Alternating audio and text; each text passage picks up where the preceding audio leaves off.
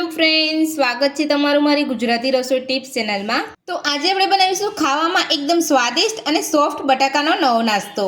તો ચલો આપણે બનાવવાનું શરૂ કરીએ। તો બટાકાનો નવો નાસ્તો બનાવવા માટે મેં અહીંયા 3 બાફેલા બટાકા લીધા છે। તો સૌથી પહેલાં આપણે બાફેલા બટાકાને હાથ વડે મેશ કરી લઈશું। તો એક બાઉલની અંદર આપણે બટાકાને મેશ કરી લઈશું। બટાકાને આપણે અહીંયા મેશ કરી લીધા છે। તો હવે આપણે તેની અંદર એક મીડિયમ સાઇઝની ઝીણી સમારેલી ડુંગળી ઉમેરીશું। સાથે થોડા લીલા ધાણા ઉમેરીશું। સાથે જ 1 ચમચી આદુની પેસ્ટ ઉમેરીશું। તો જો તમે અહીંયા લીલા મરચાંનો ઉપયોગ કરવા માંગતા હોય તો તમારે ઝીણા સમારીને લઈ લેવાના છે, અને હું અહીંયા લીલા મરચાંનો ઉપયોગ નથી કરી રહી। તો હવે આપણે તેની અંદર નાની અડધી ચમચી જેટલું તીખું મરચું ઉમેરીશું। નાની અડધી ચમચી જેટલો ચાટ મસાલો ઉમેરીશું। તો ચાટ મસાલો ઉમેરવાથી આપણો નાસ્તો એકદમ ચટપટો અને ટેસ્ટી બનશે। સાથે જ સ્વાદ પ્રમાણે મીઠું ઉમેરીશું। તો બધા જ મસાલા આપણે અહીંયા ઉમેરી લીધા છે। તો હવે આપણે બધું સરસ મિક્સ કરી લઈશું। તો મારી આ રીતે તમે એકવાર ઘરે બનાવવાનું જરૂરથી ટ્રાય કરજો। ખૂબ જ ઓછા મસાલાની અંદર એકદમ ટેસ્ટી નાસ્તો બનીને આપણો તૈયાર થાય છે। તો બધું જ આપણે સરસ રીતે અહીંયા મિક્સ કરી લીધું છે। તો હવે આપણે તેને સાઈડ પર રાખી લઈશું। તો મસાલાની અંદર ઉમેરવા માટે મેં અહીંયા 4 બ્રેડ લીધી છે। તો બ્રેડને આપણે નાના નાના ટુકડા કરી લઈશું। તો બ્રેડના ટુકડા આપણે અહીંયા કરી લીધા છે। તો હવે આપણે એક મિક્સર જારની અંદર લઈ અને પીસી લઈશું। તો બ્રેડને આપણે અહીંયા મિક્સર જારની અંદર પીસી લીધી છે। તો આ રીતના તમારે બ્રેડને પીસવાની છે। તો એકદમ સરસ રીતે આપણે અહીંયા પીસી લીધી છે। તો હવે આપણે જે અહીંયા બટાકાનો જે મસાલો બનાવીને રાખ્યો હતો તેની અંદર લઈ લઈશું અને હાથ વડે બધું સરસ મિક્સ કરી લઈશું। તો બ્રેડનો ભૂક્કો ઉમેરીને આપણે બધું સરસ અહીંયા મિક્સ કરી લીધું છે। તો હવે આપણે મસાલાની અંદરથી નાસ્તાનો આકાર આપી દઈશું।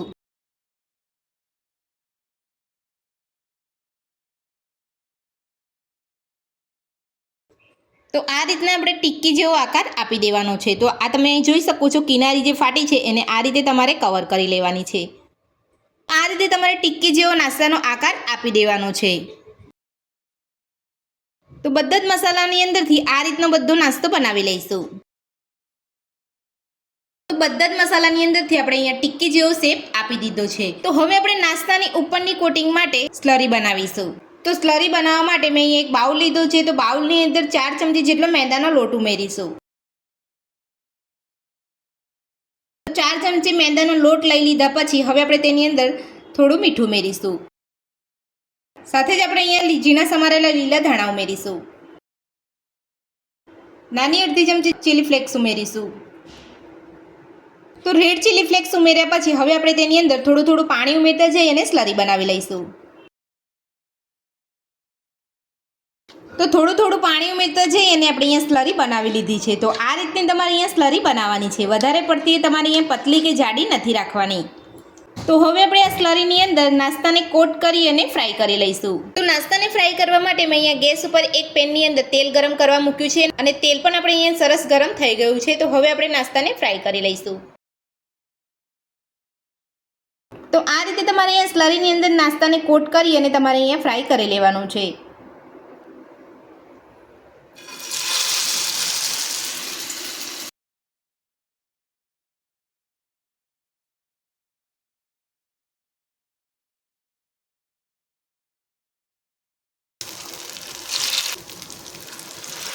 તો નાસ્તાને આપણે અહીંયા કોટ કરીને લઈ લીધો છે। તો હવે આપણે ગેસની મીડિયમ ફ્લેમ ઉપર નાસ્તાને ફ્રાય થવા દઈશું। તો 3 થી 4 મિનિટ જેટલો સમય થઈ ગયો છે। તો હવે આપણે નાસ્તાને પલટાવી લઈશું। તો તમે જોઈ શકો છો એકદમ સરસ અહીંયા નાસ્તાનો કલર આવ્યો છે। તો આ રીતનો તમારે નાસ્તાનો કલર આવે એટલે તમારે પલટાવી લેવાનો છે। તો ઉપરથી ક્રિસ્પી અને અંદરથી તમારો નાસ્તો સોફ્ટ બનીને તૈયાર થશે।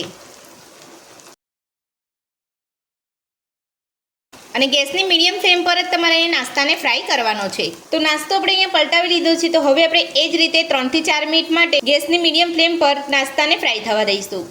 તો 3 થી 4 મિનિટ થઈ ગઈ છે। તો હવે આપણે બીજી બાજુ પલટાવીને ચેક કરી લઈશું।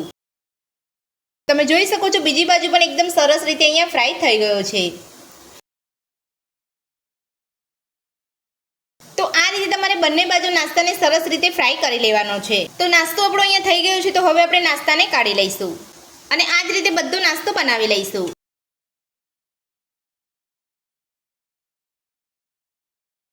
તો એકદમ સોફ્ટ અને સ્વાદિષ્ટ આપણો નાસ્તો બનીને તૈયાર છે અને પ્લેટની અંદર સર્વ પણ કરી લીધો છે. તો તમે જોઈ શકો છો આપણો નાસ્તો ઉપરથી એકદમ સરસ ક્રિસ્પી બન્યો છે અને અંદરથી એકદમ સોફ્ટ બન્યો છે.